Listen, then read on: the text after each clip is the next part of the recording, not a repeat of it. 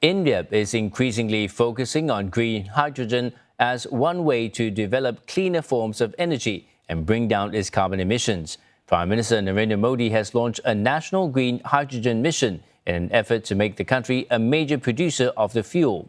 Rebecca Bunnan with more from Mumbai.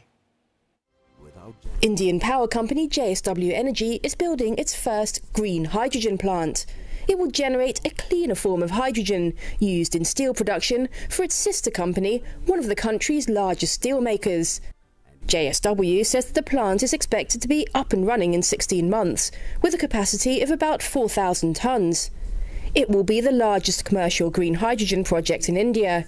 And, like the government, JSW believes India has a future in the green gas. India is rightly in a very sweet spot to emerge as one of the biggest players in the green hydrogen market globally in times to come. And I think that, all the policy tailwinds that the government has come out with in consultation with industries is moving in the right direction. And this can potentially become a very, very big opportunity. Green hydrogen is produced when electricity generated from renewable sources is used to split water into hydrogen and oxygen. It's still nascent as a fuel. But under India's green hydrogen mission, the government has announced plans to produce at least 5 million tonnes a year of the gas by 2030.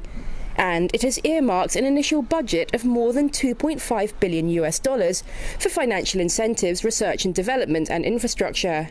Why is there so much buzz around green hydrogen, and why is it important for India?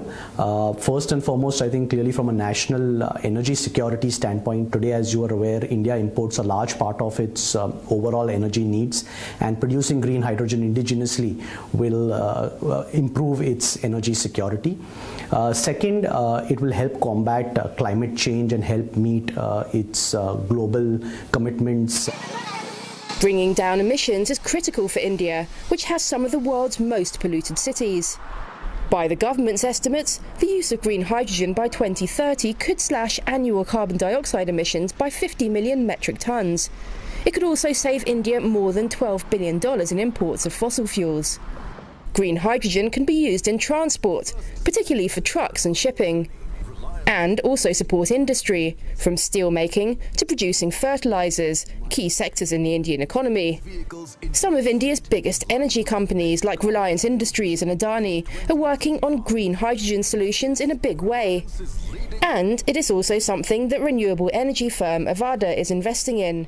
We are among very few players in India who have got cabinet approval from provincial government to set up green hydrogen, green ammonia projects. You look at industry after industry, all the chemical industry, green hydrogen and its variant will play a very vital role.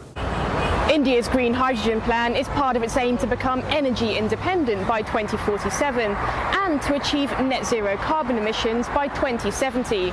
But beyond producing hydrogen for its own needs, India also wants to become a leading supplier of the fuel to other countries. But green hydrogen has its fair share of challenges. As the gas with the lowest density, it isn't easy to move it from one place to another safely. And industry insiders say it's also quite expensive at the moment. Still, analysts expect costs to come down over the next few years. And companies like JSW Energy see green hydrogen as an important fuel of the future.